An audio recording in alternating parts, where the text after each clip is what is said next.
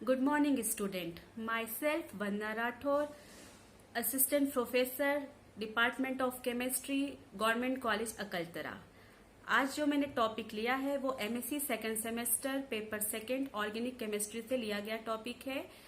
ये आपका unit 4th chapter है, additions to carbon hetero multiple bond. इससे मैंने बहुत इंपॉर्टेंट नेम रिएक्शंस लिया है, जिस रिएक्शंस का नाम है मैनिच रिएक्शंस। तो आज हम इसके बारे में पढ़ेंगे। मैनिच रिएक्शंस, जैसा कि मैंने आपको अभी बताया था, मैनिच रिएक्शंस यूनिट 4th में है, additions to carbon hetero multiple bond. इसका बहुत इंपॉर्टेंट नेमिंग रिएक्शन है Mannich reactions. Formaldehyde on condensations with an amine and an active methylene compound gives a product which is called Mannich base. This reaction is called Mannich reactions. Formaldehyde और amine और active methylene compound जो होता है ये आपस में reactions करते हैं। कौन सा रिएक्शंस होता है यहाँ पर? कंडेंसेशन रिएक्शंस होता है, जिसके थ्रू यहाँ पर प्रोडक्ट बनता है मैनिच बेस। इसी को मैनिच रिएक्शन कहा जाता है। अब हम रिएक्शंस देते हैं। यहाँ पर मैंने लिया acetophenol C6H5C double bond O CH3। इसका नाम है एसिटोफिनॉल।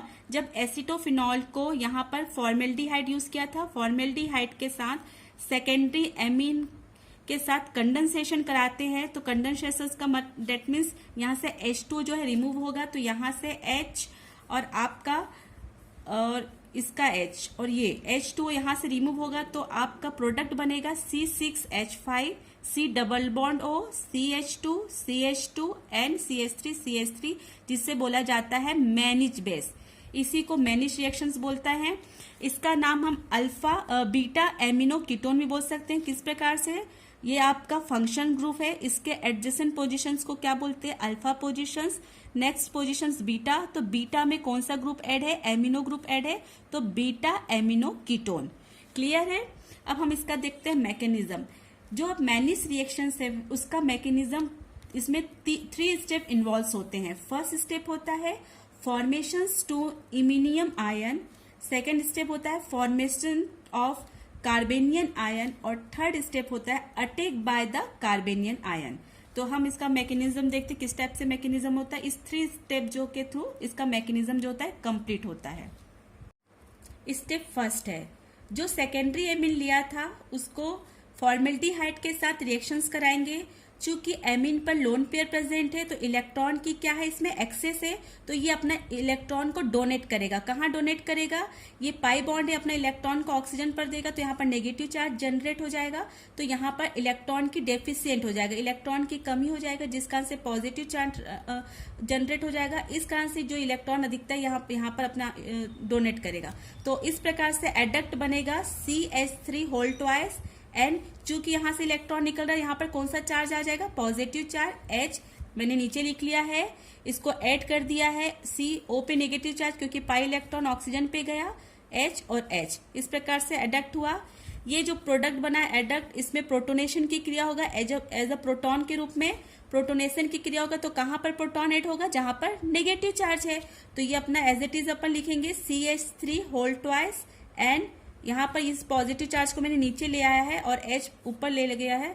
फिर C, ये आपका ऑक्सीजन पर नेगेटिव चार्ज, ये H जुड़ जाएगा, तो यहाँ पर OH हो जाएगा, H और H एज इट इज रहेगा।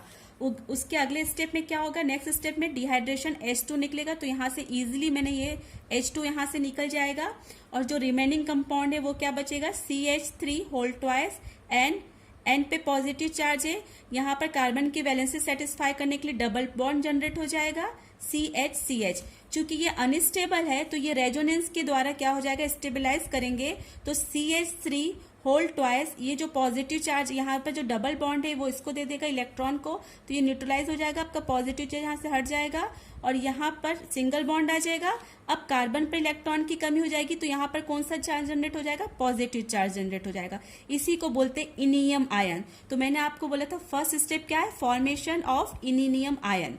ठीक है। नाउ सेकेंड स्टेप, जो हमने एसिटोफिनॉल लिया था, चूंकि ये फंक्शन ग्रुप है कीटोन, तो इससे एडजेसेंट अल्फा कार्बन है, अल्फा कार्बन से अल्फा हाइड्रोजन है। चूंकि ये अल्फा हाइड्रोजन की जो होती है वो कैसी होती है, एक्टिव हाइड्रोजन के रूप में होता है, तो ये आसानी से अपना प्रोटॉन जो है निकाल देगा। तो यहाँ से एक प्रोटॉन जो है निकल जाएगा, तो क्या बन जाएगा C6H5, C पे double bond, single bond CH2, और कौन सा चार्ज जनरेट हो जाएगा, नेगेटिव चार्ज, क्योंकि एज अ प्रोटॉन के रूप में एलिमिनेट हुआ है, तो यहाँ पर नेगेटिव चार्ज आपका जनरेट हो जाएगा।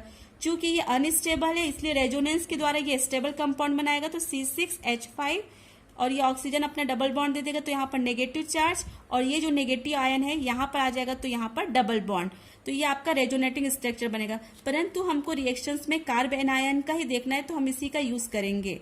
तो यहाँ पर क्या हो रहा है, सेकेंड स्टेप में फॉर्मेशन ऑफ कार्ब एनायन।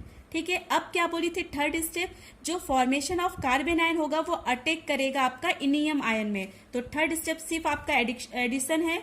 तो जो हमारा बना हुआ है कार्बन आयन, ये आपका कार्बन आयन बना है, और आपने जो बनाया था इनियम आयन, वो इनियम आयन, ये दोनों क्या, यहाँ पर नेगेटिव चार्ज है कार्बन आयन पर, या एज अ न्यूक्लियोफाइल की तरह बिहेव करेगा। इलेक्ट्रॉन की डेंसिटी यहाँ पर ज्यादा है, तो कहाँ पर अटैक करेगा, जहां पे इलेक्ट्रॉन डेफिशिएंट होगा, जहां पे इलेक्ट्रॉन की डेंसिटी कम होगा।